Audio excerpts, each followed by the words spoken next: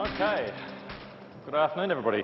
The Aveo RS here, this show car, was created by Chevrolet, really Euro-inspired, a hot hatch, aimed and targeted very specifically at young buyers and enthusiasts. That's what this vehicle, and you can see it, that's what it's all about. Design directors on the job were Taewon Kim and John Mack. They're in the audience and they'll be up on stage after we've finished the conference. So please make time to get with them and you'll understand the inspiration behind the concept and really what went into creating it. The RS looks like a performance car, clearly.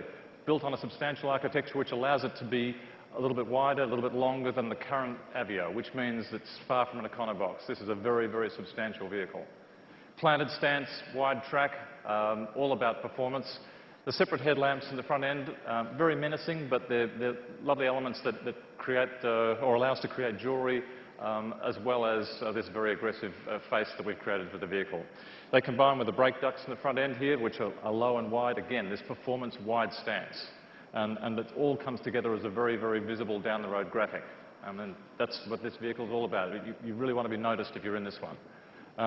It has a Euro hot hatch profile, 5-door, but there's a neat trick which is concealing the rear door handles in the C-pillar here. And that gives it a performance 3-door profile as well, or just that feel, that graphic. Very powerful body side surfacing, very directional. All of, again, about the wheels which are forced to the corners, large diameter tyres and wheels. Very wheel-oriented vehicle. We keep talking about this wide track and a planted stance. In the rear, integrated spoiler, separate tail lamps like the headlamps, highly jewelled details, beautiful little pieces of design, all of their own.